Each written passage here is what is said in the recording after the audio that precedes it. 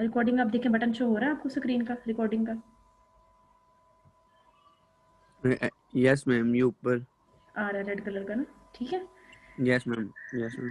चलें अब देखते हैं, हमारे पास 4 आ चुके हैं, अभी भी बाकी मिसिंग है, सगीर भी मिसिंग है। स्टार्ट करें फिर हम? 3 आए हैं मैम, 4, 3 नहीं, मुकद्दस, खतीजा और मैं आ गए हैं। अच्छा 2 मिनट हम लोग वेट कर लेते हैं, देखते हैं अगर कोई आ जाता है तो वेल एंड गुड, नहीं आता तो फिर हम स्टार्ट करते हैं, ठीक है। Okay ma'am. ओके, इसके अलावा कोई क्वेश्चंस हो आपका फाइनेंस लिंक या कुछ इस तरह का हो तो 5 मिनट आप डिस्कस कर सकते हैं मेरे साथ। उसके बाद हम थारोली जो है पढ़ने वाली साइड पे जाएंगे। असल में डिसाइडेड कि आपका जो लेक्चर्स है ना वो अब फाइनेंस में 2 सब्जेक्ट सेलेक्ट हुए हैं, डिसाइड हुए हैं आपके। एक तो कॉर्पोरेट फाइनेंस था, उसके बाद जो नेक्स्ट सेलेक्ट हुआ है वो हुआ है आपका पोर्टफोलियो मैनेजमेंट का, जिसमें मैक्सिमम फाइनेंशियल कंटेंट को कवर कर सकते हैं। अगर हम लोग सिलेक्टिव हो जाते, जैसे सगीर ने ऑडिटिंग का कहा था, अच्छी ऑप्शन है, बट वो नेक्स्ट सेमेस्टर में आप पढ़ेंगे। उसके बाद इंटरनेशनल ट्रेडिंग के बारे में जो इंटरनेशनल बिजनेस एंड ट्रेडिंग के बारे में जो एक सब्जेक्ट है, वो आई थिंक सलमान ने कहा था, तो वो भी आप नेक्स्ट में जब अपनी स्पेशलाइजेशन में जाएंगे आपके पास ऑप्शन होगी 3 सब्जेक्ट की, आप वहाँ पे कर सकते हैं। और अभी ग्रुप में आई थिंक किसी ने कहा था बैंकिंग एंड फाइनेंस का, हमजा थे शायद, तो यस वो भी मैम, जो, वो हाँ भी हाँ वो भी आप नेक्स्ट नेक्स्ट। सेमेस्टर में पढ़ सकते हैं। तो अभी आप ज़रा ब्रॉडर टर्म में चले जाएं, फाइनेंस की कुछ टर्मिनोलॉजीज को क्लियर कर लें। ये अज्यूम ना करें आपने 3rd में पढ़ा है, 5th में पढ़ा है। अक्सर बच्चे जो 5th वाले हैं ना उन्होंने 3rd में पढ़ी है फाइनेंशियल मैनेजमेंट, बट ये है कि 5th में जब वो पढ़े वो कहते हैं हम ब्लैंक हैं, हमें तो कुछ भी नहीं आता। तो अभी आप रिवाइज कर लो अच्छे तरीके से, चीज़ें इन डेप्थ में स्टडी करके देख लो, और इंशाल्लाह नेक्स्ट में जब हम लोग आएंगे ना तो नेक्स्ट 8th सेमेस्टर में, तो उसमें आपके पास ऑप्शन होगी, फिर जो बच्चा जो सब्जेक्ट पढ़ना चाहेगा अपने अकॉर्डिंग में सेट कर ले इसको, ठीक है। Yes ma'am. चलिए हम स्टार्ट करते हैं फिर, आता जाएंगे। अच्छा अब एक काम करना आपने मंसूर, इसका स्नैपशॉट ले लो, जो जो पार्टिसिपेंट हैं आए हुए हैं ना, प्रेजेंट है, इनका एक स्नैपशॉट ले लो आप फ़िलहाल के लिए। Okay ma'am.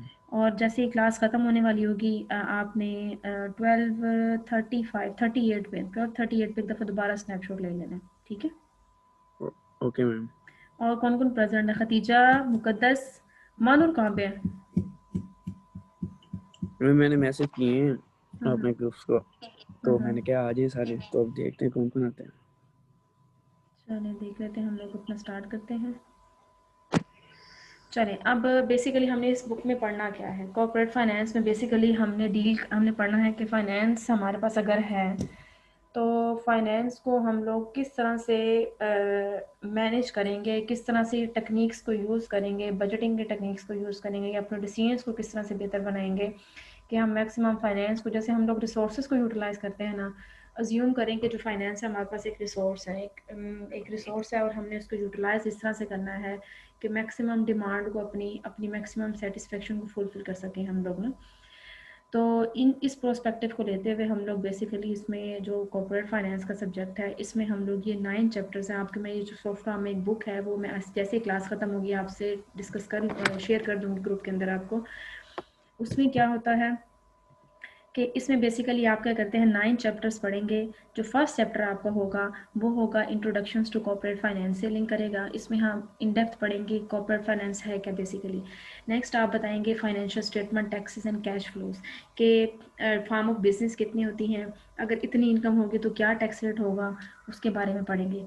Incoming and outgoing cash flows के बारे में पढ़ेंगे। वर्किंग एंड फाइनेंशियल स्टेटमेंट्स के बारे में, फाइनेंशियल रेशियोज के बारे में आपने पढ़ा होगा। कहीं भी आप फर्म्स में जाएंगे, मार्केटिंग की फील्ड में जाते हैं, फाइनेंस की फील्ड में जाते हैं, वहाँ पे आपको डील करने पड़ेगा स्टॉक एक्सचेंज या कंपनीज की फाइनेंशियल रेशोज़ के साथ, फाइनेंशियल स्टेटमेंट्स के साथ। तो फाइनेंशियल स्टेटमेंट्स के साथ जो पहला लिंक आता है वो यही आता है, उनको पढ़ने का तरीका यही होता है कि आपको पता होना चाहिए कि कौन सी थ्योरी क्या कह रही है, कौन सी रेशो क्या कह रही है। तो वो आप इसी अस्सलाम वालेकुम मैम। वालेकुम अस्सलाम, Zaid Imran, yes welcome ma'am. बच्चे, वेलकम बच्चे, आप आ गए हो। आपका मसला सोल्व हो गया? मैम मैं तो सिर्फ आज का अभी लेक्चर है, आप जाए तो लेक्चर लेने हैं, वो तो बाद में मैम के साथ डिस्कशन करूंगा, मैम निकत के साथ या मैम किरण के नहीं साथ। नहीं, बहुत अच्छा किया, आप लेक्चर ले लो एक दफ़ा, आपको आइडिया हो जाए। अगर आपका हल नहीं हो पाता मसला हल, तो आपका कम से कम ये लेक्चर वेस्ट ना जाए। बहुत अच्छा किया आपने ना, ये ठीक है। यस मैम, ऑब्वियसली मैंने इसलिए अटेंड किया नहीं नहीं, लेक्चर। बहुत अच्छा किया। मैं ये लेक्चर ले लूँ, एंड वाले 5 मिनट हमारा डिस्कशन किया तो उसमें मैं आपसे बात करती हूँ फिर, ठीक है? चलें, उसके बाद हम लोगों ने ओके पढ़ना मैम, है, ओके ओके। उसके बाद हम लोग पढ़ेंगे long long term financial planning and growth के बारे में, कि अगर हम लोगों ने, आपके पास फाइनेंस है और आपके पास ऑप्शन है दो, शॉर्ट टर्म फाइनेंसिंग है, लॉन्ग टर्म फाइनेंसिंग है, तो आप किसको प्रेफर करोगे, इसके बारे में हम लोग पढ़ेंगे। फिर हम लोग पढ़ेंगे कि हमारे जो valuation, time value of money, net present value, future value, मतलब एक इन्वेस्टमेंट है, एक प्रोजेक्ट आपको इन फ्यूचर 15,000 दे रहा है, एक जो प्रोजेक्ट है आपको उससे 18,000 अर्न करने का मौका मिल रहा है, 18,000, तो आप किसको प्रेफर करोगे? जिसका टाइम पीरियड जो 15,000 वाला है वो आप जो है वो 6 मंथ में रिकवर करेंगे, जो 18,000 वाला है वो आप 4 मंथ में रिकवर करेंगे। तो आप टाइम को जो है वो फोकस करेंगे या आप वैल्यू को फोकस करेंगे? तो क्या डिफरेंशिएट होगा, किस कौन कौन सी टेक्निक्स कहाँ कहाँ अप्लाई करनी है, इन चीज़ों के बारे में हम पढ़ेंगे। उसके बाद हम पढ़ेंगे डिस्काउंटिंग कैश फ्लो वैल्यूएशंस। इसमें हम लोग ये पढ़ेंगे कि डाउन पेमेंट जो आप कर देते हो, एट द स्पॉट पेमेंट करते हो, तो जो आपको कैश डिस्काउंट मिलता है, या कैश फ्लोज इनकमिंग है या आउटगोइंग। फॉर एग्जांपल मैंने एक प्रॉपर्टी परचेज की है और मैं फ़ौरन डाउन पेमेंट कर देती हूँ उनको। फॉर एग्जांपल उन्होंने कहा 50 लाख और मैं एट द स्पॉट 50 लाख पे करती हूँ, तो हो सकता है वो मुझे 2 लाख वापस कर दें, उनका 48 लाख का डिस्काउंट है आपको डाउन पेमेंट के ऊपर। तो इस तरह की क्या टेक्निक्स हैं cash flow incoming and outgoing की, उसके बारे में हम पढ़ेंगे। उसके बाद हम पढ़ेंगे interest rate and bond valuations के बारे में, कि जो हम लोग मुख्तलिफ़ किस्म के ट्रेजरी बिल्स वगैरह से डील करते हैं, या हम लोग वो ले लेते हैं बॉन्ड्स वगैरह जो हम लोग लेके घर में रख लेते हैं, उनकी वैल्यूएशन क्या होती है। क्या आज हमने अगर 1500 का बॉन्ड खरीदा है या 2000 का खरीदा है, तो इन फ्यूचर में अगर वो निकल आता है तो इट मीन्स प्रेजेंट वैल्यू को आपने सिक्योर कर लिया इन फ्यूचर वैल्यू में। आपको फॉर एग्जाम्पल 2000 का था प्राइस बॉन्ड और निकला आपका 9000 का भी निकल आता है, तो आपके लिए आपने अपनी फ्यूचर वैल्यू को बेसिकली क्या कर लिया, सिक्योर कर लिया। उसके बारे में पढ़ेंगे। उसके बाद हम पढ़ेंगे स्टॉक को किस तरह से वैल्यूएट किया जाता है। फिर नेट प्रेजेंट वैल्यू और इन्वेस्टमेंट क्राइटेरिया के बारे में डील करेंगे। ये बेसिकली कंटेंट हैं इसके, जो हम इस पूरी बुक के अंदर डील करेंगे। इन शॉर्ट आप कह लें पूरी फाइनेंस को समराइज वे में आपने पढ़ना है और क्रिटिकली लॉजिकली वे से पढ़ना है। हमने सिर्फ थ्योरी के पॉइंट ऑफ व्यू से इसको नहीं पढ़ना। अच्छा, अब हम स्टार्ट करते हैं चैप्टर 1। चैप्टर 1 में हमने पढ़ना है इंट्रोडक्शन टू कॉर्पोरेट फाइनेंस में जो इसकी आउटलाइन है, उसमें हम लोग बेसिकली पहले बताएंगे कि फाइनेंस क्या है, फिर हम बताएंगे फाइनेंशियल मैनेजर क्या है। ठीक है, फाइनेंस और फाइनेंशियल मैनेजर के बारे में आप 3rd सेमेस्टर में भी पढ़ चुके हैं और इसके अलावा आप 5th में भी पढ़ चुके हैं फाइनेंशियल मैनेजमेंट में। तो आप पहले बताएंगे फाइनेंस क्या होता है, फिर आप बताएंगे फाइनेंशियल मैनेजर क्या होता है। फाइनेंस की अगर मैं आपसे डिस्कस करूं तो आप कहेंगे anything which you have in your hand in the in term of money, आप कह सकते हैं। और फिर फाइनेंशियल मैनेजर क्या होता है, जो क्या करता है, मॉनिटरिंग करता है ऑन गोइंग फाइनेंशियल ऑपरेशंस को विद इन द कंपनी। सिर्फ financial operations that only link with that finance, तो जो उससे लिंक करेगा उसको हम लोग क्या कहेंगे, फाइनेंशियल मैनेजर। उसके बाद हम लोग पढ़ते हैं कि फॉर्म ऑफ बिजनेस ऑर्गेनाइजेशंस कितनी होती हैं। हमने 4 बेसिकली हम लोग आप लोग फर्स्ट सेमेस्टर से पढ़ते हुए आ रहे हैं। उसमें आपने पढ़ा सोल प्रोप्राइटरशिप, पार्टनरशिप, उसके बाद आपने कॉर्पोरेशंस के बारे में पढ़ा, फिर आपने लिमिटेड लायबिलिटीज़ कंपनीज के बारे में पढ़ा। उसमें क्या इफ़ेक्ट होता है, क्या स्ट्रेटजीज हम लोग यूज़ करते हैं टैक्स को डील करने के लिए, क्या स्ट्रेटजीज हम लोग यूज़ करते हैं फाइनेंस को मैनेज करने के लिए, डिसीजंस मेकिंग के लिए, बजटिंग के लिए, उसके बारे में हम पढ़ेंगे। उसके बारे में हम सलमान, आई थिंक बच्चे आप अपना जो माइक है उसको म्यूट करें। अच्छा, उसके बाद हम लोग जो पढ़ेंगे corporate securities and contingent claim on total form value. Total form value के बारे में, इसके बारे में ये है क्या, ये भी मैं आपको बताती हूँ आगे। अभी मैं आपको बता के कंफ्यूज नहीं करूँगी, हम आगे भी चलते हैं। उसके बाद हम लोग पढ़ेंगे फाइनेंशियल मैनेजमेंट का गोल क्या होता है। एक ही गोल होता है जिसको आप जहन में रखें। उसके बाद हम सिनेरियो के बिल्ड करेंगे शेयर होल्डर की वेल्थ मैक्सिमाइजेशन, ठीक है, to maximise the shareholder wealth. उसके बाद हम लोग पढ़ेंगे एजेंसी प्रॉब्लम के बारे में और उसको कंट्रोल किस तरह से कर सकते हैं। एजेंसी का मतलब है एजेंट से निकला है ये वर्ड के अच्छा, क्वेश्चनिंग अभी कोई नहीं करेगा। क्वेश्चनिंग जो मैंने बोले 10 मिनट्स दूंगी ना, उसमें जो जो मैंने पढ़ाया होगा मैं आपसे पूछूंगी, आप मुझे बारी बारी बताते जाइए कि मैम इस स्लाइड को एक्सप्लेन करें, इस टर्म को करें, मैं आपको दोबारा से कर दूंगी। अभी तक के लिए अपने माइक को म्यूट ही रखेंगे आप। उसके बाद एजेंसी प्रॉब्लम के बारे में हम लोग पढ़ेंगे कि जो एक एजेंट होता है फर्म में, एक ऑर्गेनाइजेशंस में, वो क्या परफॉर्म करता है। मैनेजर एक एजेंट है, एक एम्प्लॉय एक एजेंट है, किस तरह से उसको डील करता है। उसके बाद हम लोग फाइनेंशियल मार्केट्स के बारे में करेंगे। 2 तरह की फाइनेंशियल मार्केट होती है, एक होती है कैपिटल मार्केट और एक होती है लॉन्ग टर्म मार्केट्स, तो हम बेसिकली उनके बारे में डील करेंगे, उनके बारे में मैं आपको इन डेप्थ बताऊंगी। सबसे पहले हम लोग बात करते हैं what is corporate finance. Corporate finance is the study of financial decisions making in business organisations. Corporate finance का मतलब यही है, जैसे मैंने आपसे कहा कि आपके हाथ में अगर फॉर एग्जांपल 10 रुपीज़ हैं और आपने 4 चीज़ें खरीदनी हैं, तो आप किस तरह से मैनेज करोगे। मानूराज है नहीं, वो जो पूछ रही थी कि मैम फाइनेंस का प्रोस्पेक्ट क्या है, हम किस टर्म में लेके चलेंगे, तो मैंने उनसे कहा था फीमेल को तो स्पेशली आनी चाहिए, ठीक है। उन्होंने तो इन फ्यूचर घर चलाना होता है, उनको पता होना चाहिए इतने पैसे हैं, मैंने उनको किस तरह से मैनेज करना है। नो डाउट, जैसे मैंने आपको मार्केटिंग के बारे में ज़्यादा बताया था कि इंटर का बच्चा भी कर रहा है, वो भी कर रहा है, सेम एज इट इज़ यहाँ पे भी ये रूटीन है कि for example unmarried uneducated female भी जो है ना फाइनेंस को मैनेज करना सीख जाती हैं जब उनके हाथ में होता है। तो दोनों प्रोस्पेक्टिव अपनी जगह बिल्कुल ठीक है, बट यहाँ पे बेसिकली कॉर्पोरेट फाइनेंस में हम लोग यही डील करेंगे कि हमारे पास अगर फाइनेंस है तो हम क्या डिसीजन बनाते हैं कि अपनी मैक्सिमाइज डिमांड जो है हमारी या सेटिस्फेक्शन है उसको फुलफिल कर सकें। तो बेसिक जो पर्पज़ है कॉर्पोरेट फाइनेंस का वो होता है फाइनेंशियल डिसीजंस मेकिंग करना बिजनेस ऑर्गेनाइजेशंस में।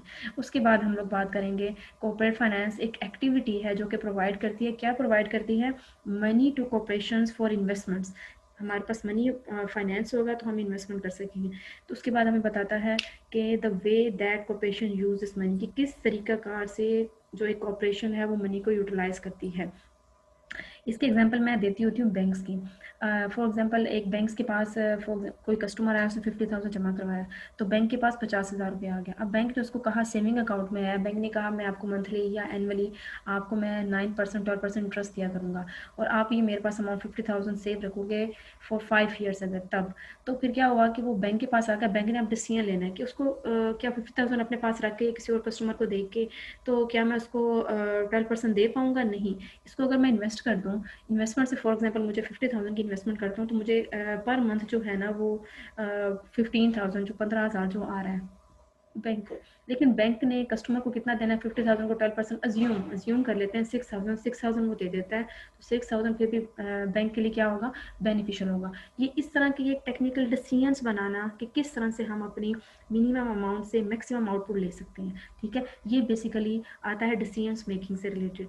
तो एक जो कॉर्पोरेशन होती है वो उसको इस चीज़ का पता होता है, बैंक इस चीज़ से अवेयर होता है कि किस तरह से उसने अपनी मनी को यूज़ करना है, यूटिलाइज करना है। उसके बाद हम बात करते हैं corporate finance branch of economics concern with how business raise and spend their money. Again वही बात आ गई कि किस तरह से हमने बैंक को पता हो कि हमने मनी को रेज करना है और किस तरह से हमने मनी को स्पेंड करना है। उसके बाद 3 तरह के डिसीजंस होते हैं। पहला होता है capital budgeting decisions. Financial management में सिर्फ 3 तरह के डिसीजंस होते हैं। फाइनेंशियल मैनेजमेंट आप पहले पढ़ चुके हैं, मैं अगेन एक शॉर्ट सी एक डेफिनेशन बताऊंगी इसकी जो आपको लॉन्ग टर्म के लिए याद रहे आसान अल्फाज में। मैंने सिंपल सी डेफिनेशन आपको बता रही हूँ, monitoring on going financial operation, ठीक है। मॉनिटर करना ऑन गोइंग फाइनेंशियल ऑपरेशंस को विद इन द कंपनी के अंदर, उसको हम लोग कहते हैं फाइनेंशियल मैनेजर। अब फाइनेंशियल मैनेजमेंट बेसिकली फिर इसी से लिंक करेगी।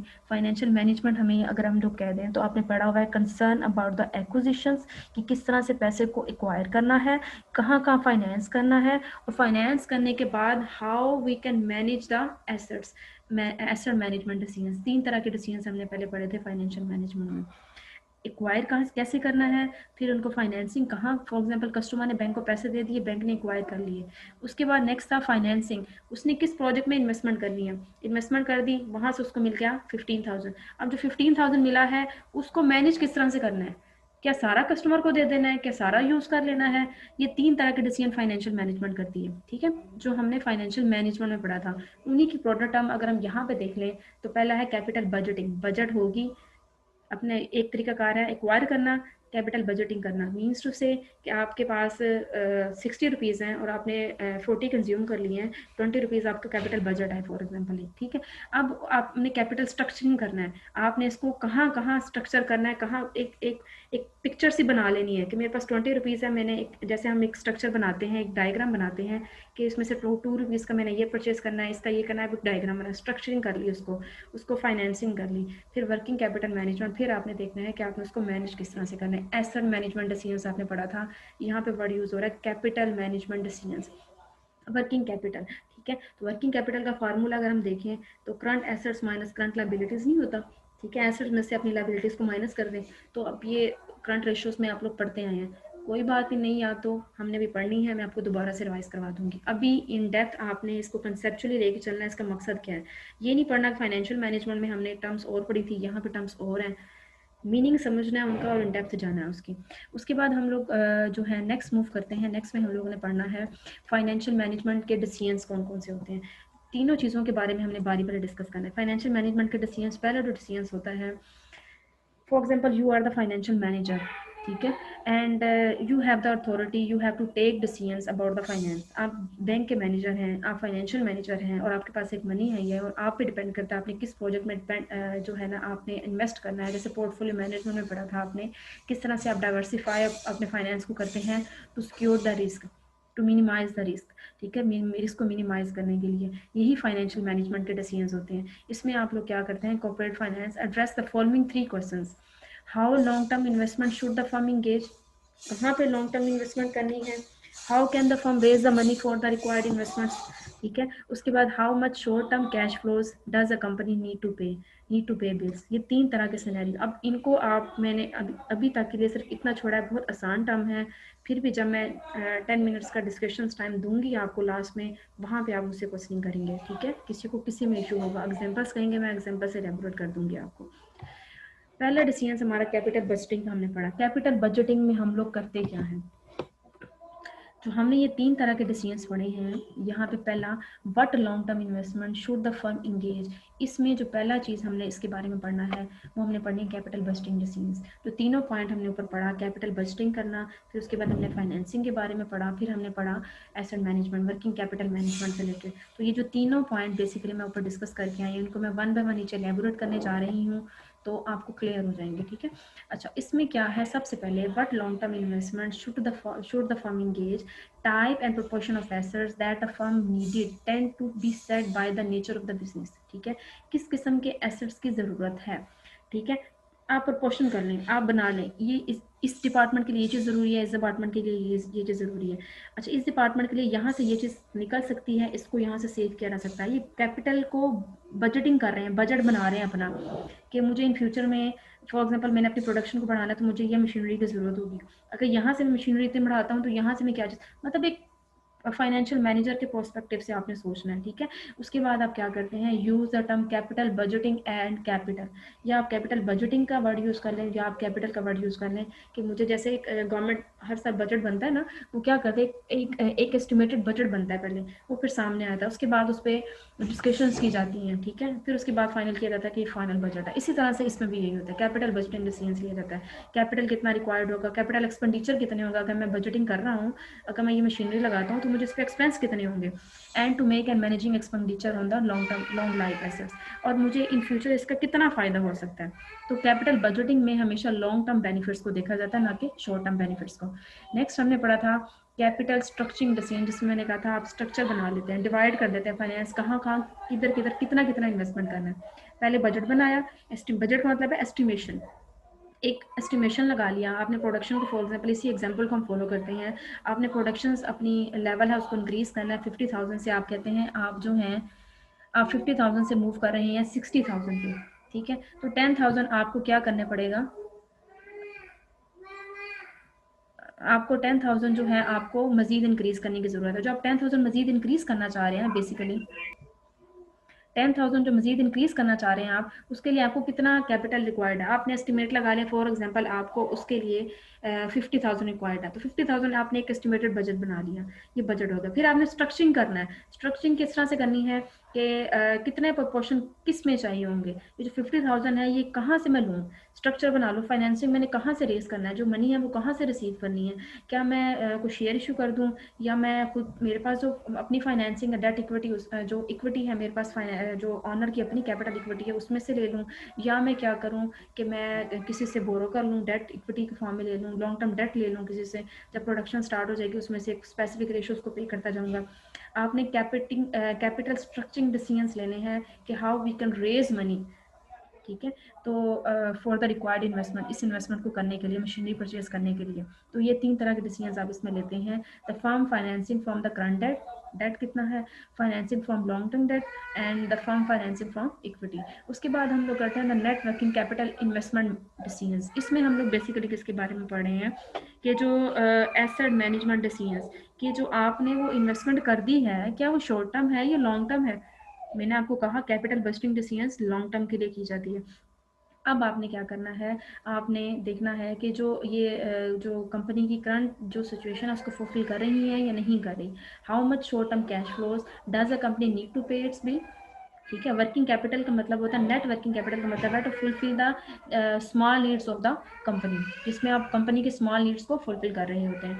The answer is to involve, answer इसमें क्या होगा, the form net working capital. Net working capital का फार्मूला मैंने आपको बताया था, एसेट में से आप माइनस करते हैं लाइबिलिटीज को। The subject of short term finance, ठीक है, कि आप शॉर्ट टर्म फाइनेंसिंग करना चाह रहे हैं या लॉन्ग टर्म करना चाह रहे हैं। जब बिल्स की बात आ रही है, टू पे द बिल्स, बिल्स की जब बात आ रही है तो इट मीन्स कि आप जो है कंपनी की शॉर्ट टर्म फाइनेंसिंग की बात कर रहे हैं। बिल्स हर मंथली आ रहे होते हैं, आपको पे करने पड़ते हैं, एक दफ़ा नहीं पे करने पड़ते। जो रीअकरिंग आपके एक्सपेंस होते हैं तो उसको हम लोग कहते हैं कि शॉर्ट टर्म, आपके शॉर्ट टर्म फाइनेंसिंग जो आप कर रहे होते हैं, पैटी कैश आइटम्स पे आप लोग जो कर रहे हो। Firm short term management cash flows and the timing of cash inflows and cash outflows. उसके बाद हम लोग बात करते हैं हाइपोथेटिकल ऑर्गेनाइजेशनल चार्ट क्या है। आपने मैनेजमेंट में भी पढ़ा होगा, आपने ओबी में भी पढ़ा होगा। सबसे पहले बोर्ड ऑफ डायरेक्टर होते हैं, फिर सीईओ होते हैं, फिर president and chief operating officer होता है, ठीक है, जो ऑपरेट कर रहा है। फिर वाइस प्रेसिडेंट होता है, फिर उसके नीचे एक ट्रेजरर होता है, कंट्रोलर होता है। ट्रेजरर का काम क्या होता है, कैश को मैनेज करना, क्रेडिट को मैनेज करना, कैपिटल एक्सपेंडिचर को, फाइनेंशियल प्लानिंग वगैरह करना। कंट्रोलर का मतलब क्या होता है, कंट्रोल करना, ठीक है। कॉस्ट कितनी लग रही है, डाटा कितना रिक्वायर्ड है, फाइनेंशियल मत मीन्स टू से कि कंट्रोलर का मतलब है कि कितनी फाइनेंस आ रहा है, कितना फाइनेंस जा रहा है, उसको कंट्रोल करना। कॉस्ट कितनी है, किस तरह से कॉस्ट को मिनिमाइज किया जाता है, ठीक है। और जो टैक्स है ना, टैक्स मैनेजर, टैक्स को इंक्लूड किया जाता है इसके अंदर, क्योंकि टैक्स का लिंक भी फाइनेंस के साथ है। ट्रेजर का बेसिक पर्पस तो होता है कि कैश कितना लिया, कितना क्रेडिट पे लिया, कैपिटल कितने एक्सपेंडिचर हुए, फाइनेंशियल प्लानिंग किस तरह से करनी है, ठीक है। ट्रेडर में इन शॉर्ट आप कह दें कि प्लानिंग हो रही है सारी। कंट्रोलर में जब आपके एक एक्सपेंस हो रहे हैं तो उसको मेंटेन किस तरह से करना है, कंट्रोल किस तरह से करना है, उसके बारे में डिस्कस करेंगे। फाइनेंशियल मैनेजर की जब बात करें, हमने फाइनेंशियल मैनेजर्स के बारे में पढ़ा था, हमने पढ़ा था फाइनेंशियल मैनेजमेंट की बुक में, ठीक है, 5th सेमेस्टर में पढ़ा होगा आपने। उसमें बेसिकली हमने पढ़ा था फाइनेंशियल मैनेजर होता है ना, सबसे पहले जो एक मैं मेजर उसकी कैटेगरीज बताती हूँ, यहाँ पे मैंने लिखा नहीं है, थोड़ा सरसरी से मैं ओवरव्यू ग्राउंड बनाने के लिए आपके लिए। हमने पढ़ा था कि जो फाइनेंशियल मैनेजर है ना, उसको क्या होना चाहिए, उसको फ्लेक्सिबल होना चाहिए, अडेप्ट टू चेंज होना चाहिए। जैसे मैंने आपको बताया था, आई थिंक लास्ट उसमें भी जब हम डिस्कस कर रहे थे ये सिलेक्शन की, फाइनेंस के सब्जेक्ट्स की, तो जो फाइनेंशियल मैनेजर होता है ना, उसको अडेप्ट टू चेंज होना चाहिए। मीन्स टू से कि जहाँ उसको लगे कि यहाँ पे मैं इन्वेस्टमेंट करूँगा तो मुझे लॉस हो सकता है, बजाय इसकी कि मैं ज़िद में अड़ जाऊँ या मैं अपनी ईगो पे इसको बात को ले लूँ कि मैं जो कह रहा हूँ ठीक हूँ। वेदर आप समटाइम ठीक भी होते हैं, बट समटाइम आप गलत भी होते हैं। तो आप इस चीज़ को एक्सेप्ट करें और जो फ्लेक्सिबिलिटी है वो अपने अंदर लेके आएँ, और जो न्यू टेक्निक्स एंड टेक्नोलॉजी है उसको अडॉप्ट करें, may be it's beneficial for you. तो इस प्रोस्पेक्टिव से, बाकियों को मैं डिस्कस नहीं कर रही यहाँ पे, इस प्रोस्पेक्टिव से अगर हम देखें तो फाइनेंशियल मैनेजर क्या होता है, टॉप मैनेजर होता है, ठीक है, यानी CFO, who is responsible for providing the timely and relevant data to support planning and controlling activities, ठीक है। फाइनेंशियल मैनेजर है क्या, फाइनेंशियल मैनेजर मैंने आपको डेफिनेशन बताई थी, monitoring on going financial operations, ठीक है, जो क्या करता है, मॉनिटर करता है ऑन गोइंग डेली बेसिस पे जो फाइनेंशियल ऑपरेशन है कंपनी के अंदर उस चीज़ को। तो वो क्या करता है, वो टाइमली बताता है कि ये प्लानिंग कर रहा है, ये इन वेरिएबल कंट्रोल करने की जरूरत है, इतने पैसे चाहिए, इतने पैसे नहीं चाहिए, इतना फाइनेंस इस डिपार्टमेंट में चाहिए, ये फाइनेंशियल मैनेजर कर रहा होता है। फाइनेंस जो टोटली लिंक कर रहा होता है फाइनेंस के साथ, जो ऑन गोइंग ऑपरेशंस को डील कर रहा होता है, वो तो financial manager. Prepare financial statement for external user. The trader is responsible for handling cash inflows, cash outflows, capital expenditure decisions, कितने कैपिटल आ रहा है, कितना कैपिटल जा रहा है, और मेकिंग फाइनेंशियल प्लान कि इन फ्यूचर हम लोगों ने क्या, किस तरह से उसको फुलफिल करना है, ठीक है। उसके बाद हम लोग बात करते हैं फाइनेंशियल मैनेजर मजीद क्या काम करता है, to create value from the firm capital budgeting financing and net working capital activities the financial manager should। जो हमने 3 बेसिक डिसीजंस पढ़े थे, उन तीनों को जो डील करता है, जो उनकी वैल्यू क्रिएट करता है, मीन्स टू से उनकी अगर ये तीनों के तीनों फंक्शंस नेम के रह जाए, उनके ऊपर वर्किंग ना की जाए तो उसकी कोई वैल्यू नहीं होगी। क्रिएट वैल्यू क्रिएशंस का कंसेप्ट हमने फाइनेंशियल मैनेजमेंट में पढ़ा था। आपने वैल्यू क्रिएशन का कंसेप्ट था कि to create the value in the eyes of their customer, कि आपकी जो कंपनी की वैल्यू है, जो कंपनी की जो वैल्यू है कस्टमर, फॉर एग्जांपल आप प्रोडक्शन से आपके लिंक है, आपको जो बिजनेस प्रोडक्शन से लिंक है, जो प्रोडक्शन बना रहे हैं उसकी, उस प्रोडक्शंस की आपकी कस्टमर की नज़र में क्या वैल्यू है, ठीक है। तो फाइनेंशियल मैनेजर का एक काम तो ये होता है कि वो वैल्यू क्रिएट करे इन the eyes of their customer, ठीक है। तो ये बेसिकली जो 3 तरह की टेक्निक्स हमने ऊपर पढ़ी है, इनको डील करता है, इनको मैनेज करता है और क्या काम कोशिश करता है, try to make smart investment decisions, try to buy assets that generate more cash than cost, ठीक है। ये फिर इस तरह की कुछ टेक्निक्स कर रहा होता है कि किस तरह से मैं वैल्यू को क्रिएट करूँ, किस तरह से वैल्यू को इन्हांस, वैल्यू क्रिएशन को इंक्रीज करूँ by taking smart investment decisions, try to make smart financing decision. Investment decisions खाली ना हो, इन्वेस्टमेंट करके मैं अगर बैठ जाऊँ, मैं कहूँ कि मैं प्लानिंग कर रही हूँ, जैसे कहते हैं ख्याली पुलाव बनाना, मैं ये भी करूँगी, ये भी करूँगी, ये भी करूँगा, मैंने किया कुछ नहीं। अगर मैंने कुछ भी नहीं किया, इट मीन्स मैं स्मार्ट इन्वेस्टमेंट डिसीजंस तो ले रही हूँ, लेकिन स्मार्ट इन्वेस्टमेंट डिसीजंस बेकार हैं without making smart financing decisions, ठीक है। उसके बाद हम लोग बात करते हैं the firm and the financial markets कौन कौन सी हैं। फार्म एंड फाइनेंशियल मार्केट्स 3 तरह की होती हैं, short term, long term and equity shares. और फार्म जो होती हैं, फार्म में बेसिकली क्या करते हैं, investment in an assets, current assets होते हैं और फिक्स एसेट्स होते हैं। अब इसके ये जो अभी फिलहाल इस डायग्राम को आप ध्यान से देख लें, अभी अभी आपने इसको सिर्फ देख लें, इसके बारे में इन डिटेल में आपको बाद में समझाती हूँ, बल्कि आप देख लें थोड़ा सा। चलें, फॉर एग्जांपल एक कंपनी है, कंपनी ने इन्वेस्टमेंट्स की, इन्वेस्टमेंट्स उसको return I, return for example उसको 50,000 आया, 50,000 जो है वो कंपनी क्या सारा के सारा शेयर होल्डर्स को दे देगी? नहीं। फर्म क्या करेगी, 50,000 में से कुछ हिस्सा जो शेयर होल्डर्स का उनकी उनकी शेयर्स के ऊपर है वो अलग करेगी डिविडेंड की फॉर्म में, और बाकी कुछ हिस्सा जो होगा बच जाएगा वो रख लेगी in the form of retained earnings. Retained earnings क्यों रखी जाती है? ताकि इन फ्यूचर जो कंपनी की रिक्वायरमेंट है, ये फुलफिल ऑन गोइंग ऑपरेशंस हैं या लॉन्ग टर्म इन्वेस्टमेंट्स के लिए इन फ्यूचर कोई भी सरकमस्टांसेस हो सकते हैं, उसको फुलफिल कर सकें, उसको कैपिटल रेज कर ज़्यादा ना रेज करना पड़े, ठीक है। तो कुछ इस तरह के सरकमस्टांसेस हैं जिसकी वजह से जो फर्म है ना वो सिक्योरिटीज़ को इशू करती है। रिटेन कैश फ्लोज को रिटेन का वर्ड भी वहीं से निकला है, कैश कुछ रिटेन रख लेती है अपने पास, ठीक है। और डिविडेंड जो होता है वो डिविडेंड पे कर देती है। फॉर एग्जांपल अगर 50,000 उसके पास अर्निंग आई है तो वो क्या डायरेक्ट ही जो वो करेंगे, वो डायरेक्ट जो है वो सारा के सारा उनको दे देंगे? नहीं, वो डायरेक्ट सारा नहीं देंगे, बल्कि उसमें से शेयर होल्डर को देने से पहले जो फर्म है पहले अपने जैसे फॉर एग्जांपल एक घर है, एक घर में 30,000 फॉर एग्जांपल मंथली सैलरी है, तो जब भी पर मंथ सैलरी आती है तो फर्स्ट प्रायोरिटी ये होती है कि हमने किसी से उधार या डेट वाला लिया हुआ है, तो क्रेडिट लिया हुआ तो हम उसको पे कर दें। फॉर एग्जांपल आपका 6,000 क्रेडिट था, तो आपने 30 में से 6 को माइनस कर दिया, बाकी आपके पास रह गया 24। अब 24 में से कुछ जो कंपनी है ना, इस तरह से कंपनी में अपना डेट पे करने के बाद उस 24 में से 2 से करती है, कुछ डिविडेंड की फॉर्म में और कुछ करती है रिटेन अर्निंग्स की फॉर्म में, तो उसी तरह से वो आगे डील करेगी। इस तरह से गवर्नमेंट भी करती है। उसके बाद कॉर्पोरेट फॉर्म क्या होती है? The corporate form of business is the standard method for solving the problem encountered in raising large amount of cash. Corporate form का बड़ी बड़ी जो फॉर्म्स होती हैं उनका मकसद ही क्या होता है? क्या वो बॉन्ड्स इशू करती हैं या ट्रेड बिल्स इशू कर रही होती हैं या शेयर्स इशू कर रही होती हैं? मैक्सिमम पर्पज सिर्फ और सिर्फ क्या होता है? फंड रेजिंग करना, ठीक है। However business can take other form, business की दूसरी फॉर्म भी हैं, जैसे मैंने आपसे डिस्कस किया था, आपने इन डेप्थ पढ़ा हुआ है पहले ऑलरेडी, पर सरसरी सा मैं ओवरव्यू देती हुई जाऊंगी आपको। सोल प्रोप्राइटरशिप, पार्टनरशिप, कॉर्पोरेशंस और उसके एडवांटेज और डिसएडवांटेज। सोल प्रोप्राइटरशिप के बारे में कुछ ड्रॉबैक्स। सोल प्रोप्राइटरशिप है क्या? जो एक पर्सन बनाता है, जब वो दिल चाहेगा उसको डिसॉल्व कर सकता है। इसमें कॉस्ट मिनिमम रिक्वायर्ड होती है, लाइबिलिटी इसकी अनलिमिटेड होती है। अनलिमिटेड लाइबिलिटीज़ का मतलब ये दो ही कंसेप्ट है इसमें पूरी ऑर्गेनाइजेशन में, बाकी आपको नाम से क्लियर हो जाएगा इसको, सिर्फ मैं आपकी बेस बना रही हूँ, ठीक है। हमने इन डेप्थ इनके जाते जाना है। उसमें क्या होता है, अनलिमिटेड का मतलब है कि उनकी टाइम हमारे पास 10 मिनट रह गए हैं, 2 मिनट्स में इसको वाइंड अप करती हूँ, फिर उसके बाद आप क्वेश्चनिंग स्टार्ट करेंगे। इसमें क्या होता है कि आपकी अनलिमिटेड लाइबिलिटी का मतलब है कि आपकी limited liability for example start करते हैं। पहले लिमिटेड लाइबिलिटी का मतलब है कि आपकी लाइबिलिटी लिमिटेड है। फॉर एग्जांपल आपने 50,000 के शेयर खरीदते हैं तो आपकी लाइबिलिटी 50,000 तक है, ठीक है। 50,000 से ज़्यादा नहीं। अगर आपको लॉस होगा 60,000 का तो कंपनी ये नहीं कह सकती कि आप जो है ये 10,000 अपनी पर्सनल एसेट्स जो है उसको सेल करें, जो भी करें हमें पूरा करके दें। अनलिमिटेड में क्या होता है, सोल प्रोप्राइटरशिप ने अगर 50,000 इन्वेस्टमेंट किया है, उसको 60,000 जो है वो लॉस हो गया 60,000 का, तो 10,000 तो उसको खुद से पे करने पड़ने। तो जब वो है ही सोल, वो है ही अकेला, तो वो क्या करेगा, अपने वो 60,000 पर्सनल एसेट्स में से कहीं से भी बोरो करके वो फुलफिल करेगा, उसको पे करेगा। इट मीन्स सोल प्रोप्राइटरशिप की जो लाइबिलिटीज होती है वो अनलिमिटेड होती है, same as it is partnership की भी होती है। पार्टनरशिप में कुछ होते हैं जनरल पार्टनरशिप। जनरल पार्टनरशिप का मतलब होता है आम पार्टनरशिप है, उनकी कोई लॉस होगा कंपनी को, कोई इस तरह की डेट वगैरह पे करना पड़ेगा, तो या कंपनी बंद हो रही होगी, पार्टनरशिप खत्म हो रही होगी, तो जनरल जो पार्टनरशिप है ना उनकी लाइबिलिटी अनलिमिटेड होगी। लेकिन कुछ स्पेसिफिक पार्टनरशिप में पार्टनर्स होते हैं जिनकी लाइबिलिटी लिमिटेड होती है।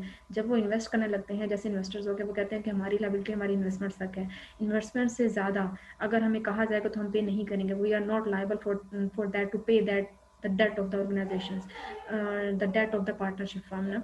तो इस तरह से होता है सेम। बट जबकि कॉर्पोरेशंस की जब हम बात करते हैं तो कॉर्पोरेशन की लाइबिलिटी लिमिटेड होती है। कॉर्पोरेशन में अक्सर आपने एक वर्ड यूज़ किया होगा, सुना होगा आर्टिफिशियल आइडेंटिटी। आर्टिफिशियल आइडेंटिटी का मतलब है कि फर्म में इट्स खुद एक आइडेंटिटी उसकी अपनी है और उसके जो शेयर होल्डर है उसकी अपनी एक आइडेंटिटी है। तो इट मीन्स जब लॉस होगा तो फर्म की आइडेंटिटी की बेस पे जो लाइबिलिटी है वो पे की जाएगी, ना कि शेयर होल्डर्स के कहा जाएगा कि आप पे करें, ठीक है। उनकी लाइबिलिटी क्या होगी, लिमिटेड होगी। इस तरह इनके जो अगर आप बेनिफिट्स और वो सारा कुछ देखें तो लाइबिलिटी के बारे में मैंने बात की। कंटिन्यूटी ऑफ एग्जिस्टेंस, एग्जिस्टेंस का मतलब है पार्टनरशिप जब दिल चाहा एक पार्टनरशिप ने कॉन्ट्रैक्ट को ख़त्म किया ऑटोमेटिकली डिसॉल्व होगी। कॉर्पोरेशन में ऐसा नहीं होता। कॉर्पोरेशन में अगर तीन जो आपके ऑनर हैं तो एक ऑनर ने अपने, फॉर एग्जांपल मेरे पास हैं मंसूर है, जैद है, या तीसरा कुछ और एक और पर्सन कर लें आप, तो अगर उनके पास हैं तो एक पर्सन अपने टोटली जो शेयर है वो किसी और को देना चाहता है तो वो दे सकता है, ठीक है।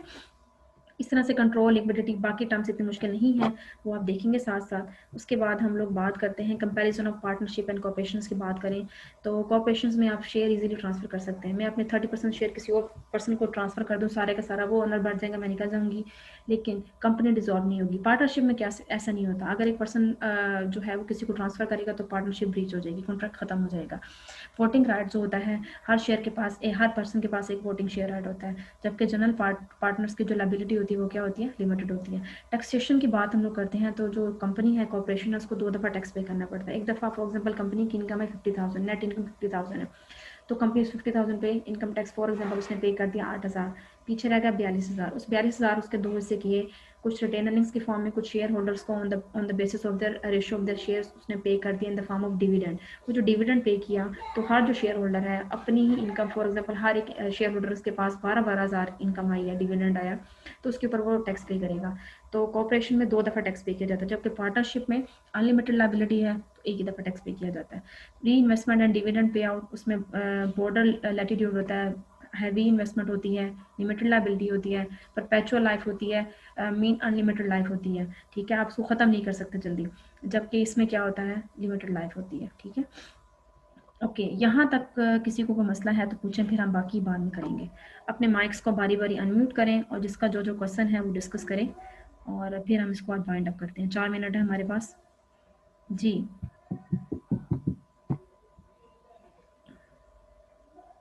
जी मंसूर आसिफ यस मैम। जी, सुना आपने लेक्चर बच्चे? यस मैम, सुन रहा था। जी पूछे, कोई क्वेश्चन है आपका तो? मैम क्वेश्चन इतना खास नहीं है, मतलब थोड़ी बहुत समझ आ रही थी सारे लेक्चर की। एक दफ़ा आप काइंडली सिर्फ ये सॉफ्ट कॉपी हमें दोबारा सेंड कर दिया, हम रीड आउट दोबारा से इसे कर लेंगे, क्योंकि कुछ चीज़ें मुझे समझ नहीं आई लेकिन वो स्किप हो गई हैं। स्किप ऐसे हुई हैं कि मतलब माइंड में नहीं रही हैं, आपने आगे पढ़ाती गई हैं तो वो फिर माइंड से स्किप हो गई हैं। नहीं नहीं, आप तो मेरा बेशक दिल था पूछो, दोबारा आप से पूछ लें। आप आपके जहन में अगर कोई टर्म ऐसी है जो आपको समझ नहीं आई, इसलिए मैंने आपको 5 मिनट दिए, आप पूछें, डिस्कशन करें, क्लास के अंदर कर लेंगे, वो ज़्यादा बेहतर होगा आपके लिए ना। मैं अभी जी जी जी जी मैम, पूछें बच्चे। मैं पहले इनसे पूछ लेना। अच्छा चलें, इसके अलावा मुकद्दस, खतीजा और जैद बच्चे, आप बताओ। जैद बच्चे क्लियर हुआ है आपको? जैद, मैम जैद नहीं है। जैद शो हो रहा है मुझे। वो कनेक्टिंग पे अभी। अस्सलाम और वालेकुम मैम।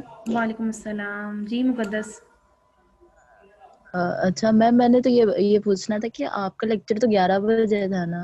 नहीं बच्चे 12 बजे था मेरा लेक्चर, तो 12 से 12:40 तक था।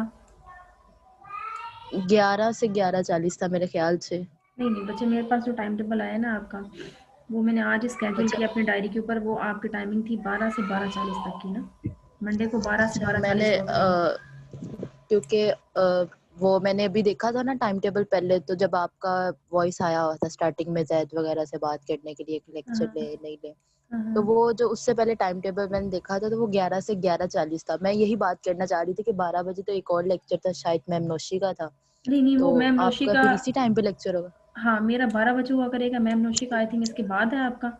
वो मैम हो नौशी सकता का नहीं था, वो मैम हमारी मैम का था, मैम अरुमा इमरान का था, लेकिन मैम यूनिवर्सिटी की अरुमा तरफ से का था। ऑर्डर्स नहीं आए हुए थे उनको कि अभी आपने लेक्चर कंडक्ट करना है कि नहीं, इसीलिए वो मैम का भी लेक्चर नहीं हुआ। मैम आपका बाद में कंसर्न करती है आपके साथ।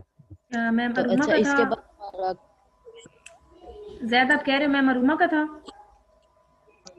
जी मैम, मैम अरुमा का था, लेकिन यूनिवर्सिटी की तरफ से उनको ऑर्डर्स नहीं थे अभी। हम्म। उसका ओके उनका ओके। उनका बच्चे अभी डिसाइड, मैंने आपको जैसे ग्रुप में बताया, पोर्टफोलियो जैद मैनेजमेंट का हुआ है डिसाइड। जी जी। हाँ जी, जैद हमें ना टाइम टेबल सेंड कर दो, ग्रुप में मेरे ख्याल से नहीं आया।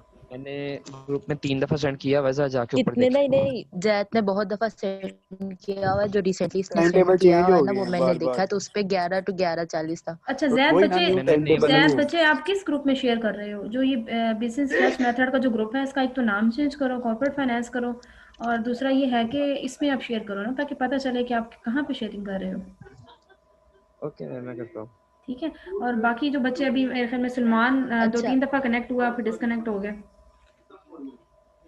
मैम अच्छा मैम, इंटरनेट का बात इशू है सुने, तो मेरे साथ जी भी जी। ऐसे ही हुआ। मतलब अब यूट्यूब पे इन्होंने मतलब यूट्यूब के पेज पे ये लेक्चर अपलोड होंगे? हाँ मैं अभी यूट्यूब के पेज पे भी, जैसे ही आपकी क्लास ज- ख़त्म होती है तो मैंने वहाँ पे भी अपलोड कर देने हैं।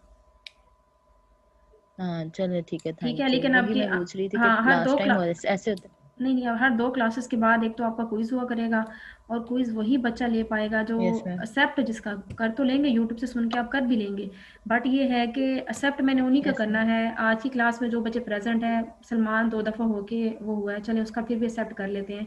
बाकी आप चारों के अलावा कोई तीसरे पर्सन का अगर क्विज़ मैंने एक्सेप्ट भी किया ना, ना तो मैंने किसी वो असाइनमेंट एक्सेप्ट करनी है, और ना ही मैंने उस बच्चे का क्विज़ एक्सेप्ट करना है जो क्लास में नहीं आएगा।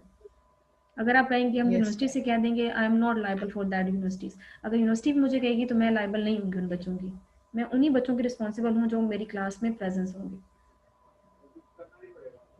ठीक है, तो इन बच्चों को ज़रा मैसेज दे दें आप, जैद बच्चे इन बच्चों को मैसेज दे दीजिएगा। ठीक है। Okay ma'am. हाँ ओके। और बाकी आप डिस्कस कर लो, इंशाल्लाह अल्लाह करे आपका मसला हल हो जाए। अगर नहीं होता तो बच्चे आना तो आपने इधर ही है तो मोस्ट वेलकम, हम आपको नहीं कहेंगे आप ना आए यहाँ पे।